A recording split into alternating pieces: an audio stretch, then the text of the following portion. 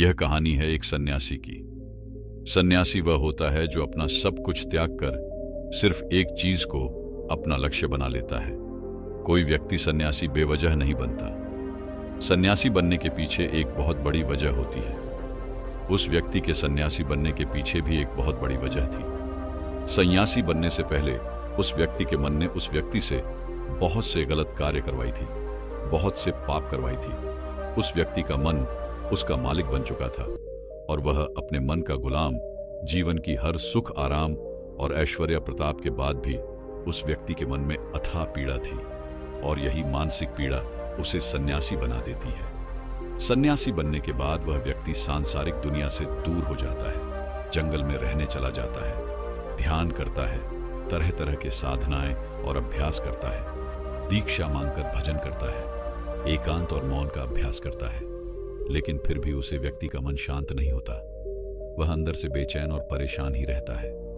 यहां एक बात समझने वाली है कि ध्यान यह किसी भी साधना का जो शुरुआती बिंदु है, उसकी शुरुआत ही तभी की जा सकती है जब हमारा मन शांत हो, जब हमारा मन हमारी सुनता हो। लेकिन उस सन्यासी का मन ना तो शांत था और ना ही उसकी सुन रहा था। उस सन्यासी के मन में यह बात गहराई से बैठी जा रही थी कि मन को वश में करना, मन पर काबू पाना संभव है। लेकिन फिर एक दिन उस सन्यासी को एक व्यक्ति मिलता है जो ना तो कोई साधु सन्यासी होता है और ना ही कोई बुद्धिमान व्यक्ति। वह तो बस एक साधारण सा चरवाहा था जो उसी जंगल में अपनी भेड़ों को चरा रहा था। वह चरवाहा उस सन्यासी के पास आकर उससे पूछता है, क्या मैं तुम्हारी कुछ मदद कर सकता हूं? तुम बहुत परेशान दिखाई दे रहे हो। मैं तुम्हें पिछले कई दिनों से देख रहा हूं। तुम बहुत बेचैन रहते हो। अगर तुम चाहो तो मैं तुम्हारी सहायता कर सकता हूं। चरवाहे की बात सुन सन्यासी कहता है, भला तुम क्या मेरी मदद कर सकते हो? तुम तो एक सांसारिक हो जो अपनी मोह माया में लिपटे रहते हो। यह सुनकर चरवाहा उस सन्यासी से कहता है, मैं तुम्हारी मदद कर सकता हूं। मैं मन को वश में करना जानता हूं। सन्यासी चरवाहे के मुंह से यह बात सुनकर जोर से हंसने लगा और कहता है, क्या कहा तुमने? तुम मन को वश में करना जानते हो? मैंने अपना सब कुछ त्याग दिया, आकर जंगल में मैं रहने लगा। तब भी मैं अपने इस मन का गुलाम हूं और तुम कह रहे हो कि तुम इसे वश में कर सकते हो। वह चरवाहा कहता है, मन को वश में करने के लिए सभी वस्तुओं का त्याग करना आवश्यक नहीं और ना ही जंगल में जाकर रहना जरूरी है। बस एक चीज है जिसे छोड़ना सबसे जरूरी है। वह सन्यासी उस चरवाहे से पूछता है, और वह एक चीज क्या है?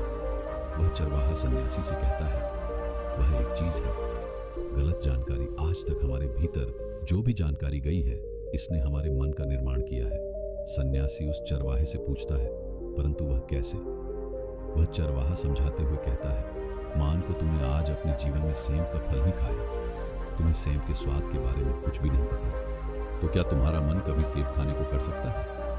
नहीं ना। इसीलिए हमारे मन का निर्माण जानकारी से होता है। वह सन्यासी उस चरवाहे की बात से प्रभावित हो जाता है और उससे कहता है, क्या आप इस बारे में मुझे और विस्तार से समझा सकते हैं? वह चरवाहा उस सन्यासी से कहता है, अगर तुम अपने मन को वश में करना चाहते हो तो अब मेरी बातों को ध्यान से सुनना। तुम अपने मन को वश में केवल तभी कर सकते हो जब तुम अपने मन की जड़ों को देख पाओगे। मां का निर्माण जानकारी से होता है और हमारे शरीर में जानकारी के 5 प्रवेश द्वार होते हैं। पहले आंख। हम अपनी आंखों से जो कुछ भी देखते हैं, अच्छा या बुरा, वह सब हमारे मन की याददाश्त में इकट्ठा होता रहता है। दूसरा कान। हमारे कान जो कुछ भी सुनते हैं वह भी हमारे मन में बीज के रूप में बो दिया जाता है। तीसरा जीव, जिसमें चीज का स्वाद हम एक बार ले लेते हैं, वह हमारे मन की याददाश्त में अंकित हो जाता है। चौथ है नाक। जो भी हम एक बार संग लेते हैं, वह खुशबू या बदबू, वह सभी हमारे मन में दर्द हो जाती है।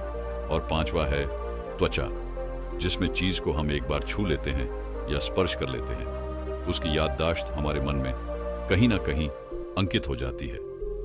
इन 5 शारीरिक दरवाजा से जो भी जानकारी हमारे अंदर जाती है, वह जानकारी बीजों के रूप में जमा हो जाती है और धीरे धीरे वृक्ष बनती है।